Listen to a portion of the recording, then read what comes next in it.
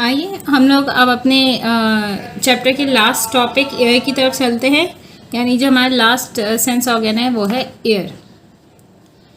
Air जो है जो सिर्फ साउंड डिटेक्ट नहीं करता हमारी बॉडी में, they are also sensitive to position and movement of the head.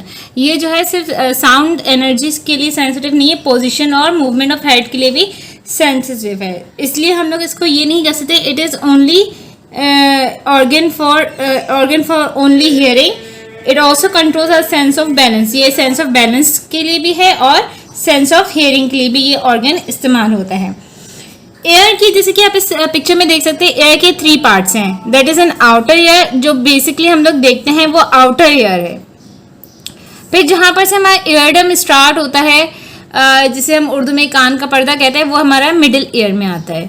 Middle ear के बाद जो हमारे पास एक पोर्शन होता है वो इनर ईयर है।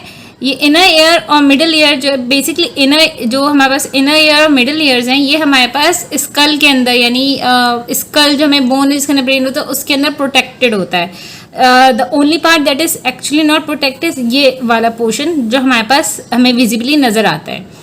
अच्छा, आउटर एयर का जो शेप है वो फनल टाइप शेप है। As you can see funnel type shape है। फनल टाइप शेप में क्या होता है कि डिफरेंट साउंड आते हैं और ये उसको अपने साथ डिटेक्ट कर सकता है। साउंड वेव्स जो हैं वो जाती हैं ईयर डम पे जाके टकराती हैं। जब ये ईयर डम पे टकराती है तो ईयर डम वाइब्रेट होता है।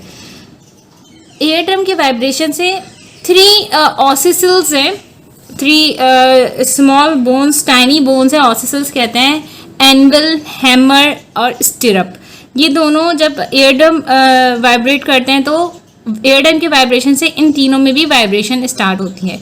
इस तरह जो हमारा वाइब्रेशन है उसका एम्पलीट्यूड, उसका मैग्नीट्यूड हमारे पास बढ़ जाता है। अब होता यह है कि ये स्टिरअप, हैमर और एनवल के वाइब्रेट होने से, यानी ये 3 टाइनी बोन्स ऑसिसल्स के वाइब्रेट होने से हमारे पास इनर ईयर यानी कॉकेला के अंदर हमारे पास ये स्नेयर शेप इनर ईयर है, कॉकेला, इसके अंदर लिक्विड होता है। लिक्विड जो है जब ये वाइब्रेशन होता है तो लिक्विड के अंदर भी मूवमेंट आती है। जब लिक्विड के अंदर जब मूवमेंट आती है तो कॉकेला के अंदर हमारे पास छोटे छोटे हेयर्स होते हैं, टाइनी हेयर्स होते हैं। जब हमारे पास फ्लूइड के अंदर इसमें मूवमेंट आ रही है, इसके लिक्विड में मूवमेंट आ रही है, तो इसकी हेयर में भी ऑटोमेटिकली मूवमेंट आ रही होती है। तो हेयर की मूवमेंट जो है वो डिटेक्ट होती है बाय द नर्व। इस तरह से जो हमारे पास साउंड की मूवमेंट है वो इस तरह से हमारे पास ब्रेन में जाती हैं कि साउंड आता है एयर ड्रम जो है अपने ऑसिसल्स यानी एनवल, हैमर, स्टिरअप को वाइब्रेट करता है। एनवल, हैमर, स्टिरअप के वाइब्रेट होने से जो हमारे पास फ्लूइड है जो स्नेयर शेप कॉकेला के अंदर यानी इनर एयर के अंदर होता है, वो उसके अंदर उसके हेयर्स में मूवमेंट आती है। तो ये जो वाइब्रेशंस है, ये मूवमेंट जो है वो ब्रेन में जाती है और इस तरह से साउंड और स्पीच दोनों चीज़ें डिटेक्ट होती है बाय द ब्रेन।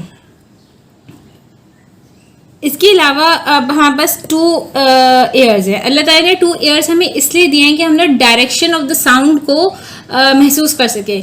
अगर साउंड बिल्कुल फ्रंट से और बिल्कुल बैक से ना हो तो दोनों कानों में साउंड की जो क्या कहना चाहिए कि लाउडनेस है वो फ़र्क आएगी। अगर कोई आपके राइट हैंड साइड पे बोल रहा है तो आपको राइट हैंड साइड के एयर से ज़्यादा सुनाई देगा, लेफ्ट हैंड साइड के एयर से आपको कम सुनाई देगा। इसी तरह का कोई बिल्कुल आपके face to face, nose to nose, यानी आपकी नोज की तरफ से कोई अगर साउंड आते तो वो आपके दोनों कान इक्वली डिटेक्ट करेंगे। इस तरह से आपको डायरेक्शन भी एयर के थ्रू आपको डायरेक्शन भी डिटेक्ट होती है। Sense of balance. अब एयर का हमने ये तो देख लिया कि ये हमें साउंड किस तरह से ये किस तरह से साउंड को ये महसूस करता है, सेंस करता है, लेकिन ये बैलेंस में हमारी किस तरह मदद करता है। बैलेंस में हमारी ये इस तरह से मदद करता है कि हमारे इनर एयर के अंदर ऊपर की साइड पे 3 सेमी सर्कुलर कैनाल्स होती हैं। ये 3 सेमी सर्कुलर कैनाल जो है वो एक दूसरे के परपेंडिकुलर डायरेक्शन में होती हैं, यानी तीनों जो हैं वो एक दूसरे से 90 डिग्री का एंगल बनाती हैं, जस्ट लाइक दिस। और ये 90 डिग्री के एंगल्स के अंदर इनके अंदर फ्लूइड्स होते हैं। अब ये 3D से हमने वैसे समझ में आता है कि हमारी पूरी दुनिया 3D है, तो यानी अल्लाह ताला ने हमारे कान के अंदर ही 3D ऐसा इंतज़ाम दिया हुआ है फ्लूइड्स का, जो कि हमारी अगर मतलब उनकी मूवमेंट होती है तो हमारा जो ब्रेन डिटेक्ट करता है कि हम लेट गए हैं, ये खड़े हो गए, या मुड़ रहे हैं, साइड बाय साइड मुड़ रहे हैं, या ऊपर से नीचे जा रहे हैं, या बिल्कुल लेट रहे हैं। तो ये 3D आपकी जब मूवमेंट होती है तो इन तीनों सेमी सर्कुलर कैनाल्स के अंदर फ्लूइड्स हैं, इन सब में मूवमेंट आती है। इसकी जो मूवमेंट है इसके अंदर भी फिर हमारे पास हेयर्स होते हैं, छोटे छोटे हेयर्स होते हैं, तो इनकी मूवमेंट इस तरह से हमारे डायरेक्शन में मूवमेंट में बैलेंस में हमें मदद करती है। अब अगर हम इसका 3 semi circular canals in the ear are not connected with hearing, ये हियरिंग से कनेक्टेड नहीं होती, instead they help us to balance. They are set at right angles to each other so that no matter how the head is move up down left और right the fluid in the canals will also move. यानी इसी तरह ये इसके अंदर three dimensional, यानी हमारे पास ये 90 डिग्री के एंगल पे ये 3 कैनाल्स हैं, एक दूसरे से 90 डिग्री एंगल पे हैं, तो हमारी जो सी भी मूवमेंट हो ये जो कैनाल्स के ना फ्लूइड है वो ज़रूर महसूस करता है। The fluid in canal will also move, तो जो हमारा फ्लूइड है कैनाल के ना वो भी मूव करता है। The pressure of this fluid stimulate the sensitive hairs within the canals to send messages to the brain. अब इस लिक्विड का जो प्रेशर होता है, जो हमारे पास सेंसिटिव हेयर्स होते हैं कैनाल्स के अंदर, वो ब्रेन को मैसेज देते हैं। इसके अंदर इन्होंने एक लिखा है, if you spin rapidly and then stop, अगर आप बहुत तेज़ी से गोल गोल घूमें और अगर आप रुक जाएं थोड़ी देर के लिए, फिर क्या होता है आपको ऐसा लगता है चक्कर आ रहे हैं। क्यों ये ऐसा होता है? The fluid will carry on moving making you feel giddy, कि हम लोग ने अपनी मूवमेंट तो रोक दी, अपनी टांगों को स्टिल कर दिया, लेकिन जो हमारे कान इस सेमी सर्कुलर कैनाल्स के अंदर जो फ्लूइड्स हैं ये मूव कर रहे होते हैं, लाइक इनको मूव करते करते आहिस्ते से करके रुकेंगे। तो जब आहिस्ते आहिस्ते करके रुकेंगे तब तक हमें चक्कर या गिडीनेस हमें फील होती रहती है। ये चीज़ हम रोक सकते हैं अगर हम अचानक से अपने जर्क यानी झटका देना, अगर हम अपने सर को डिफरेंट डायरेक्शन में झटका दें तो ये हमारे फ्लूइड्स जो हैं वो यूँ स्पिन होने की या फिर यूँ होके रुक जाएंगे। ठीक है, तो ये एक छोटा सा एक्टिविटी है जो आप लोग करके ज़रूर देखिएगा। मैंने की थी और इट्स वेरी इफेक्टिव, ये बिल्कुल सही है। इसके बाद 2 sacs join the cochlea to the semicircular canal and act as gravity detectors. They contains grains of chalk which move about as we tilt and trigger sensitive hairs. अब इसके ना एक कोकेला को इन सेमीसर्कुलर कैनाल से जोड़ने के लिए हमारे पास 2 sacs होते हैं, 2 बोरे सेक का मतलब है बोरे टाइप की चीज़ें होती हैं जो कि वर्क करते हैं ग्रेविटी डिटेक्टर्स के, हम ज़मीन से कितने ऊपर और ज़मीन से कितने नीचे हैं।